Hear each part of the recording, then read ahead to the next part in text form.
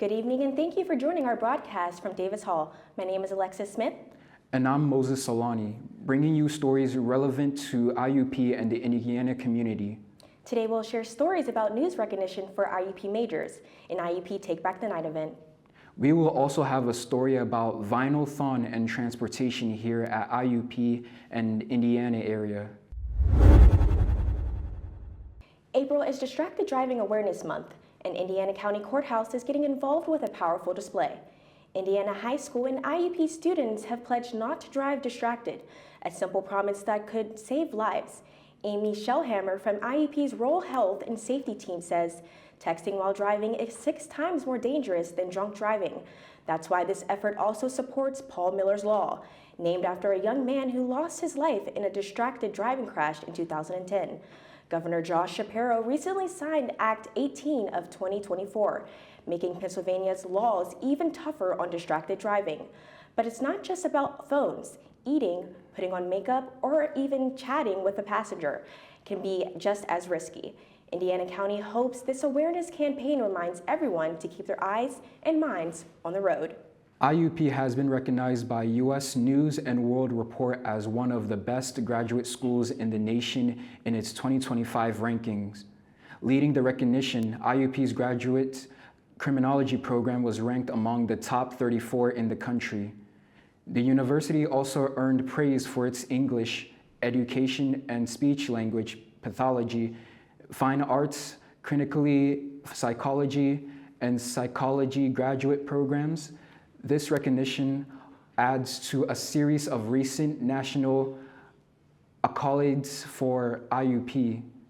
The University Computer Science program was ranked among the top 25 by Cybersecurity Guide. Its online criminology master's program was named one of the top 21 in the nation by U.S. News. IUP continued to build on its strong academic reputation with programs that prepare students for meaningful, successful careers. Fire crews responded to yet another brush fire in Indiana County on Monday afternoon. This marks the 50th such incident in the county so far this year. The fire broke out along Raspberry Road in Grant Township, promoting a response from Commodore and Marion Center from departments just before 4 p.m. The extent of the fire and its cause has not yet been released by officials. The growing number of brush fires has raised concerns among emergency responders. Dry and windy conditions continue to increase wildfire risk across the region. Local officials are urging residents to follow all burn regulations and remain cautious with outdoor flames and equipment. The incident remains under investigation and further details are expected as authorities assess the scene. At just 10 years old, Hadley Lawyer is making a big impact in the fight against arthritis. Since her diagnosis with juvenile idiopathic arthritis in 2016, she raised nearly $90,000. For the Arthritis Foundation, her next goal is to raise $11,000. She hopes to do this during the Walk to Cure Arthritis in Pittsburgh on May 17th. Indiana locals can support her efforts at a special fundraiser on April 26 from 8 a.m. to noon. Sit and Stay Cafe in Indiana will host a guest barista day. This is where visitors will receive a handmade bracelet from Hadley herself. Her mission proves that anyone, no matter their age, can make a difference. April is National Sexual Assault Awareness Month. One of the most significant events to happen in universities around the U.S. is Take Back the Night. Our reporter Hayden Zillner and Alan Moultrie visited the event last weekend and shared how IUP students collaborated with local NGOs. Here is the story. On Wednesday, April 9th, the Haven Project hosted their annual Take Back the Night event at IUP. Take Back the Night raises awareness and support for survivors of sexual, domestic, and dating violence, along with stalking. At 6 o'clock, the opening ceremony was taking place in the Oak Grove. The opening ceremony included empowering activities such as chalking, sign making, guest speakers, View the Clothesline Project, and visit tables with support resources. Up next, we have an interview with IUP student Emily Mack. So Take Back the Night is a super supportive and empowering event for people all across campus, whether it's them personally or someone that they know. Odds are someone that they care about is impacted by the topic of the event. Something I really liked about the event was making the signs. I think that was a super therapeutic way to draw awareness to the topic at hand. And I think that the march was also a super good turnout. There was lots of people, a huge crowd, and it was just really nice to see that people really care about the topic. At 7 o'clock, the march began. Over 100 college students grouped together and marched around campus while protesting sexual violence. Students who created their own signs held them up as they were marching. At 7:30, after the march, students went to the hub and entered the Ohio room, where survivors bravely spoke about their experiences. Counselors were available to talk with students who are in need of support. Coming up is an exclusive interview with IUP student John Clark, who happens to work with the Haven Project. I would say the speak out was pretty impactful, not only for just the people, but also for me as well. I got to hear stories about, people getting in depth about their experiences. It just shows how much they've grown into being able to talk about these sort of experiences that they've had, which shows a lot of growth, as well as growth in me, because I was able to talk about something that I forgot about, but an experience that I went through, and talk about that as well. So I feel like it empowered me a lot to include what I went through, as well as seeing what people, my friends, have went through as well. Take Back the Night had a good turnout this year, with numerous students joining together to fight sexual violence. The Haven Project really outdid themselves. That's going to do it for us today. This is Hayden Zillner and Alan Moultrie with IUP News, signing off. Still ahead on IUP News, we will have another story on Take Back the Night and Weather Report with Tyler Johnson. And along with national news and a package on transportation, stay tuned. Your future beckons, calling from a place where there's plenty of room to grow, where possibilities are abundant, where you'll be challenged every day to uncover the best version of you, where you can blossom. The place, IUP. Here, like the clusters of oaks in our renowned oak grove, we're united in helping you reach new heights. Ready to heed the call? Get in the grove at IUP. Still about Take Back the Night, Malik Cherner and I had the chance to visit the event. Here is the story. Take Back the Night, a night where we take the time to stand for those that have been sexually assaulted and or abused. An event held at the Oak Grove and later at the Hub, with so many students and staff to support the event, from people showing up with their friends to organizations helping greet and pass out shirts, and even Greek life coming together and collectively showing their support. At this event, the spirit of togetherness was at hand. We were able to talk to Angelo Jake, a junior in fashion major, and get his perspective. Here at Take Back the Night, I'm looking to get all the available resources for those who suffer from traumatic events in silence and need some support. Suffering alone is something no one wants to see. This event sheds light on the fact that there are people willing to stand with victims that don't feel like they have a voice. We talked to a CSC mentor, Aya Neely. I know a lot of people who have experienced sexual assault, and I just want to march for them.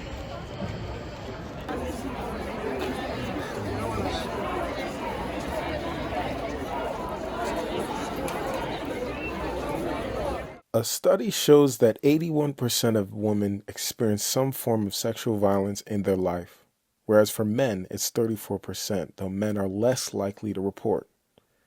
A lot of people aren't comfortable with speaking out on such sensitive topics. It can be hard to find a safe space, but at IUP, we hope we can change that. It was powerful to hear people testify and share their stories or march on campus. It takes much courage and boldness to stand on your beliefs and support others during their tough times. This is Malik Turner and Moses Alani with IUP News. We're back with IUP News. Tyler Johnson has our weekend weather report. What's the weather, Tyler? Good evening, Indiana. Here is your Easter weekend weather forecast. After a cold week, it's time to say hello to warmth, as Friday we can expect a high of 80 degrees, partly cloudy skies. However, it's followed by mostly clear skies into the afternoon, and the winds are going to be coming from the south-southwest at 10 to 20 miles per hour. Friday night, we still have partly cloudy skies. However, that's going to turn to overcast as the night goes on, with a low of 64 degrees, and winds are going to be coming from the southwest at 10 to 15 miles per hour. Saturday, we can expect rain in the morning, followed by a possible afternoon thunderstorm. The high is going to be 77 degrees, and winds are going to be coming from the west-southwest at 10 to 20 miles per hour. And Saturday night, we're going to have steady rainfall, with a passing shower or two later into the night. The low is going to be around 51 degrees, and winds are going to be coming from the west-northwest at 10 to 15 miles per hour. And then Easter Sunday, we cool off a little, nothing but cloudy skies, and a high of 62 degrees. And winds are going to be coming from the north-northwest at 5 to 10 miles per hour. Great for that Easter egg hunt. Finally, to end off the weekend, Sunday night, the clouds stick around, bringing possible showers throughout the night. The low is going to be around 50 degrees, and winds are going to be coming from the east-southeast at 5 to 10 miles per hour. That's going to do it for your Easter weekend forecast. I'm your meteorologist, Tyler Johnson. Have a good Easter weekend, and back to the news desk. Thank you, Tyler. Now it's time for national news. The man accused of setting fire to Pennsylvania Governor Josh Shapiro's residence has been denied bail. This was due to safety concerns for both the community and the suspect. Cody Balmer is facing serious charges, including attempted homicide, aggravated arson, and terrorism. Investigators say Balmer scaled a fence and broke into the mansion early Sunday morning. He threw homemade Molotov cocktails, igniting multiple fires. Governor Shapiro, his wife, 4 children, and guests had just finished a Passover dinner hours earlier. No injuries were reported, but the home suffered significant damage. During questioning, Balmer admitted to harboring hatred toward Shapiro. Authorities are investigating possible mental illness, whether anti-Semitism was a motive. A preliminary hearing is scheduled for April 23rd. Federal charges may also be considered. Starbucks is changing the look of its baristas as part of a broader push to revitalize its brand. Starting May 12th, baristas across North America will follow a newly announced dress code. It requires a solid black top and bottoms in black khaki or blue denim. The company will also provide 2 branded t-shirts to employees at no cost. The change comes under the leadership of CEO Brian Nicole. He stepped into the role last October and has launched the Back to the Starbucks mission. The goal is to refocus the brand on its roots and deliver a more consistent and recognizable customer experience. Starbucks says the updated dress code is designed to highlight the company's iconic green apron while modernizing its image for today's customers. Some people might debate the sound quality between CDs and vinyl. Who better to explain other than our friends and colleagues from WIUP? The station joined Vinylthon, an event where radio stations across the world play vinyls for charity. Richard Janesco and Tyler Johnson have the story. Deep within the basement of Davis Hall lies a hidden gem, the WIUP FM radio studio. Here, students with a true passion for the art of radio production gather. Driven by the love for the craft, they breathe life into the airwaves. These very same devoted students partook in a recent event known as Vinylthon, a celebration of sound and nostalgia. Here is Dr. Zachary Stiegler to shed more light on the key details of this event. So for Vinylthon, stations can participate any way that they're able to, however many hours they want to do. Stations do, 10 hours, 5 hours, 12 hours. But if you go for 24 hours, you get the Golden Slip Mat Award, which we've achieved the first 2 years we've done it. This is the 3rd year we've done it, so we've gotten 2 of those. If you go for the full 48 hours, last year you got a special medallion, which we achieved. This year they've changed that a little bit, and you get the brand new diamond slip mat. So that's what we're vying for here at WIUP, for the full 48 hours of all vinyl broadcasting. Summer McPherson, one of the passionate DJs behind Vinylthon, shares how the experience has deeply impacted her. Vinylthon kind of means like a challenge to me. Every year I like to do a little more and more in terms of doing time and stuff. This year I'm doing less time than last year. I did 10 hours last year, which was kind of crazy of me. This year I'm doing 7, which is also still a lot, but I like to challenge myself every year, and I'm currently cooking up a plan with Dr. Stiegler to do a whole 24 hours next year. So it's kind of like, it's a challenge for me to like keep going on my feet and push myself as a DJ and see what I can do, because I love vinyl and I love DJing, so it's like a good combination of the both. So I like pushing myself to the limit for this event. When asked if she would incorporate vinyl record playing into her weekly show, this is what she had to say. I have used vinyl records during my actual show. In the fall semester, I had a section of my show called Tech Break, where I would either spin some CDs or I would spin some vinyl. Usually it'd be vinyl. I haven't been doing that semester because this semester, because it's a little hard to bring them back and forth because I don't have a car and walking down here with them sometimes can be a pain. But I have done it many times and I love doing it. And my show is Thursdays 6 to 8 p.m. on IUP FM, so super fun. This has been Tyler Johnson and Richard Janesco for IUP TV News. When we come back, we will have international news and a story about transportation at IUP. Please stay tuned. This is your time to engage, create, follow your passion, show your spirit, go all out, or just kick back. Here in the Oak Grove at the heart of IUP, endless opportunities await. Where do you fit in? Wherever you want. This is your time. This is your place. Get in the Grove at IUP.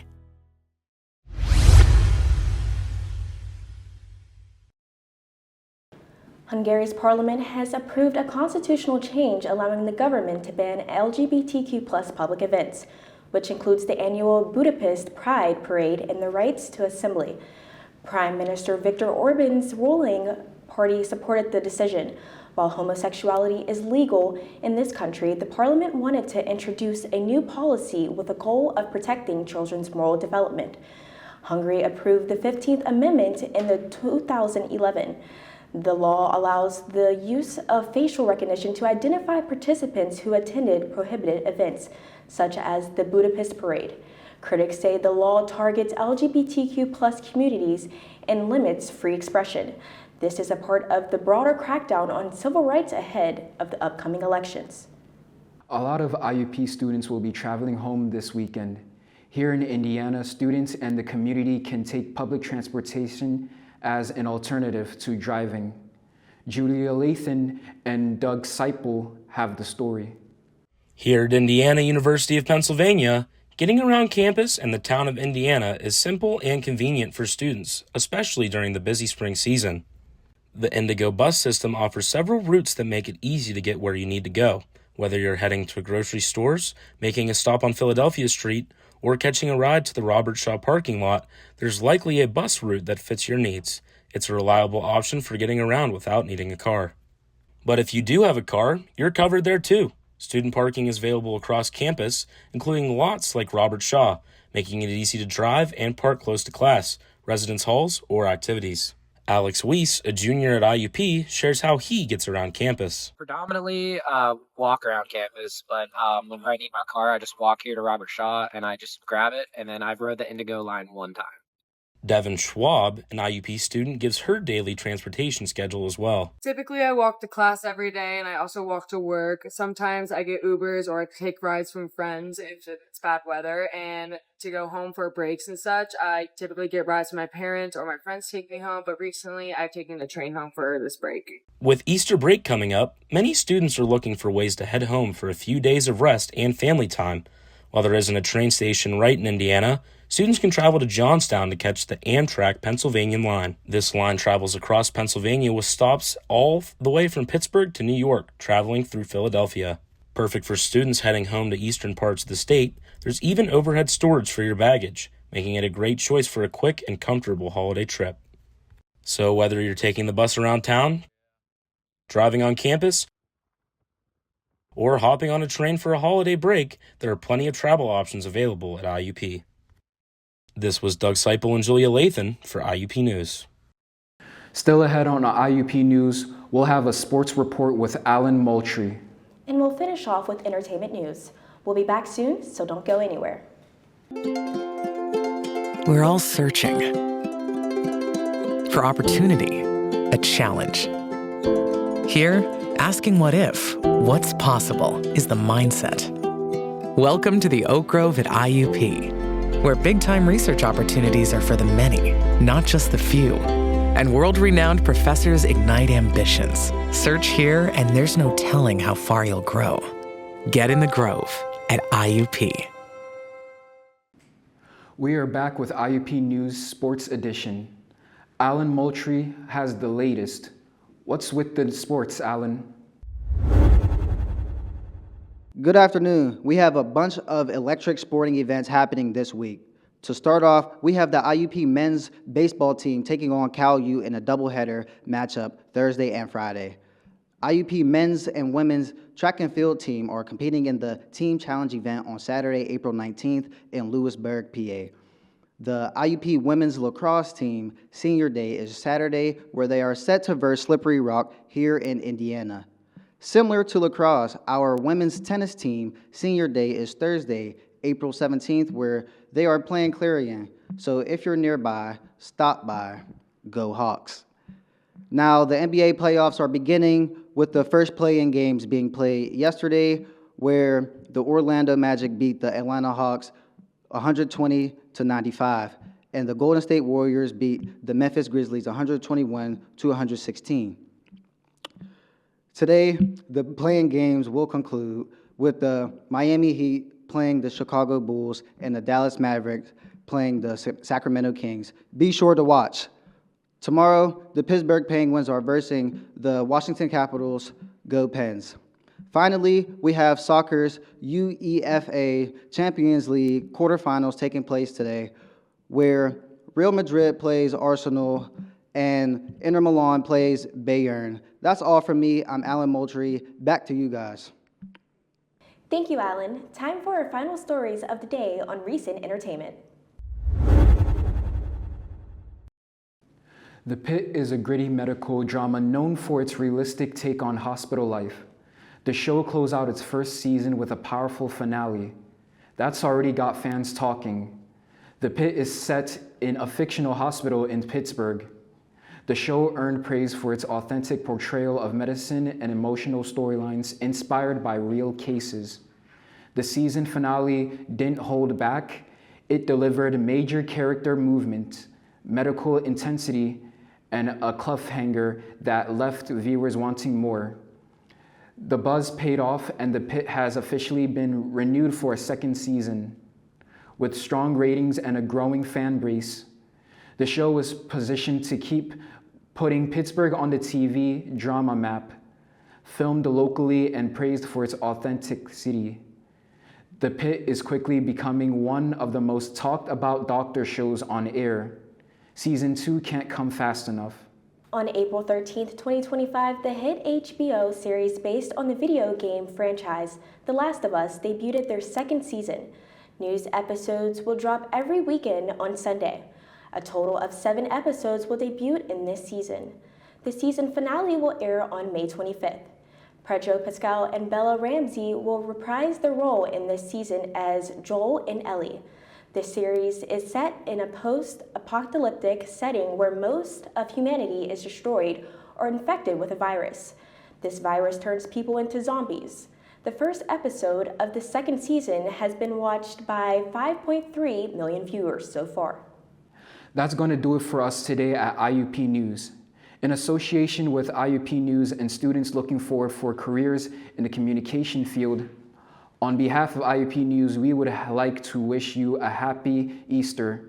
My name is Moses Solani. And I'm Alexis Smith. Be sure to follow our Instagram page at IUP_news and our YouTube channel at IUP News 4207. Please take care and have a safe weekend.